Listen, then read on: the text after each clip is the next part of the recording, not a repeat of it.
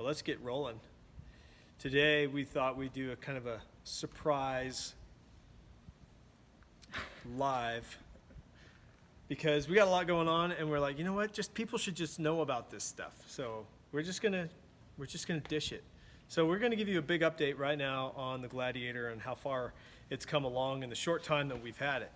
Currently, the Gladiator has 4,500 miles on it, I believe, because it has gone from Detroit down to Overland Expo West, over to Icon Vehicle Dynamics, and all the way back to Bozeman.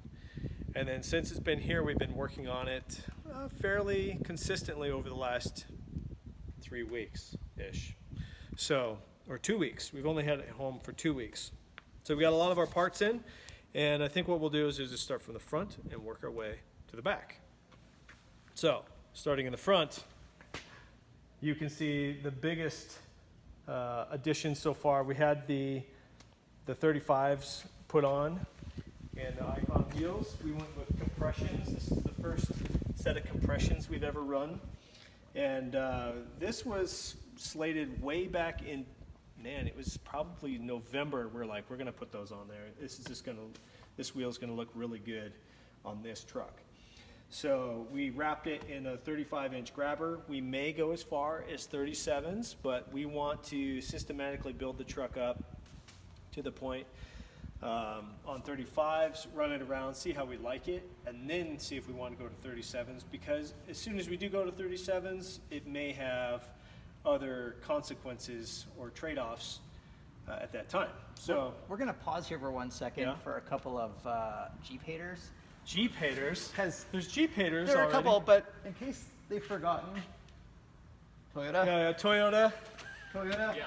Toyota. Toyota. One in the garage. Okay. Yeah. Now we're back. Okay. Should we address that real quick? Like, okay. Do it. Okay. Oh, Exo's got a Jeep. They're Toyota hating. Oh, no. No. Stop it. Stop it. Don't be that way. This is the deal. We saw the Gladiator. We thought it was really cool. We went and bought one, and now we're building it because we think it's cool. We didn't get paid by Jeep. We shelled out our own money, our own cash to do it. It was really expensive, and we're really glad we did it. We're having a great time.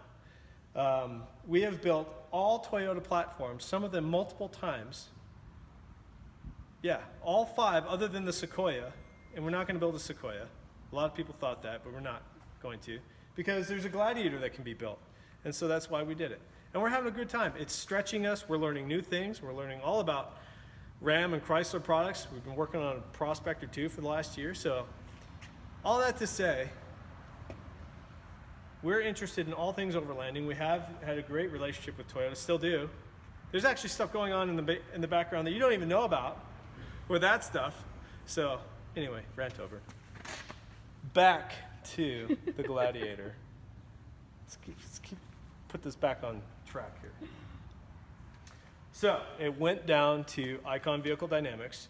You hopefully caught a bunch of their stuff that they were doing on social media. This was the first Gladiator that they had been able to put their hands on.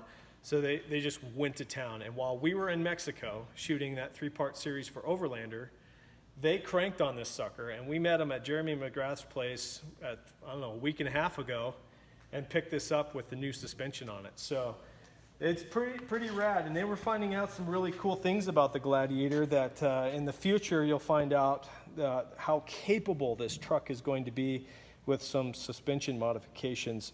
But for us, we just went with the, it's still pretty amazing, the 2.5s, and it's pretty much a JL on the front, and then in the rear they worked on modifying the rear, because the Gladiator has a very, the rear end is proprietary to the Gladiator. It resembles a Ram 1500 rear end, but it's not perfect. They had to change some lengths of linkages and things like that to get it right. So we're running the first prototype set of Icon suspension on it, and I mean, they've already jumped this sucker and everything, so I think it's working just fine. So working our way back, that's got the CDC valving and all that up here. And yeah, we got a lot of cool stuff going there. We're going to keep it wrapped in the general grabbers.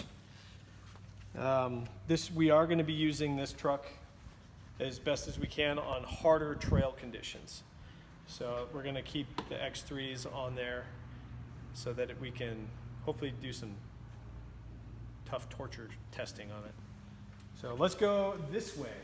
The next biggest improvement is we've got the first Easy On rack on the top. We've got this fitted up. Since it's the first one, we've already found some stuff that we're gonna get changed on it, but it fits pretty great. The only thing that we're talking about with Paul and the Easy On guys, we might just make it a little bit longer for that one, but if you want a rack for a Gladiator right now, this one fits. So we put the rigid 50-inch underneath. This is one of the biggest light bars we have, and this is actually one of my favorite light bars from them. The duals with the spot in the center and the wides on the sides. Great light bar. We've got just MaxTrax set up here for right now. This is going to get the MaxTrax Pros. We're waiting on pins to come in and a set from those guys from Australia. And then we've always put the Alubox 42 liters on all of our other trucks. It works really great. But we wanted to try something different, so we actually put rifle cases on the top here, and I think they look really awesome. So it's in spec with what we've always done with XO, but yet it's something a little different because it's a Gladiator. So I think that's a good compromise. So what we'll be putting up here is a lot of lightweight stuff, tire repair kits, things like that. Probably stuff in a lot of smaller soft bags will go up here for organizational purposes. And stinky shoes. That's important. That's important. Inside, we haven't done a whole lot other than mount our ham radio.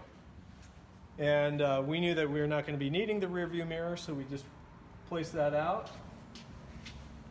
The actual mount for the rear view mirror ends up being a ball mount that you can use a ram mount on. How cool is that? I don't think that was on purpose. It was a happy accident. Tanner found that out. So yeah, we've mounted our 5100 unit out of that was in Rufio. We've now transferred it over to here. And how clean is that? That's pretty stellar. We're going to be putting an Overlander right here, hard mounted, and InReach Mini powered full time with the marine mount right here. So that's yet to come. Is that a GPS?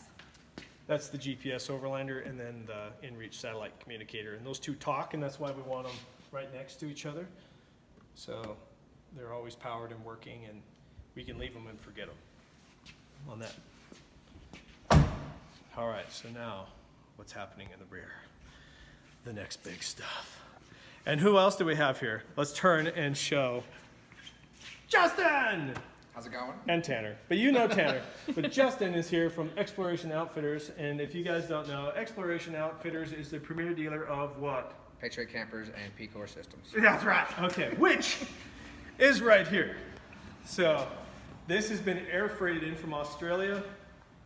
This is the first P-Core to go on a 4-door Gladiator, and we're working on it right now. So our plan is to put the tray on the back, mount it up, and then from there, we're going to drive it around with just the tray for quite a while. Meanwhile, we're going to be working on the canopy that will go on it later. And on the canopy, we're going to put easy on load bars, a rooftop tent, and some power systems for cameras and things like that, and have storage and an awning. So that will come later, but for the first part of the summer, we're going to just be running around with the tray bed on the back, which is fun. It's just fun. I think some powered paragliders need to go right here pretty quick and go rip around. That would be pretty sweet. So with the with the tray bed, we get quite a bit of stuff out of the deal. Relocate the fuel nozzle or filler. On the other side is the water, and the water tank on this, do you know? 20 gallons. 20 gallons, okay. So 20-gallon water tank sits underneath, which will sit right here when it's mounted up. So it's not way back, it's getting closer to being over the axle, which is good. And then side lights, really bright reverse lights, and then we'll probably go as far as mounting some rock lights under this, And what else? Anything else to note on that? We'll get the boxes underneath. We're going to mount the air compressor on On the that far passenger side. side, yep. So you'll get your rear storage boxes Yep. for all your storage accessories. You'll have your water pump. It's electric. It'll be ran in. Yep. We'll have onboard water. We'll have air, lighting, everything you'll need. Yeah, that drops on pretty quick. Yep. So when the canopy comes on, we'll get the ability to put a rooftop tin on, enclosed, pretty much dust proof. That thing's so tight. And then power systems for cameras. So that's what we're going to get in addition when that gets mounted a little later. So yeah, that's, and a fridge. So this is identical to what's on the back in size to what's on the back of the Tundra. So if you have been to the shows and seen our Tundras there, the Tundra there, you can get an idea of how the Gladiator is really coming along. The P-Core is a huge addition to the Gladiator, and the Gladiator is a huge addition to Expedition Overland. So we're excited, and we hope that you are all excited for us too. If you're not, Taylor Swift just came out with a really great song. You should go listen to it. What's the name of it? You just need to calm down. You just need to calm down. Yeah, just go hashtag calm down Taylor Swift. Go read that. We'll listen to that. Enjoy yourself. And we will see you next time on an Overland Live. Ciao.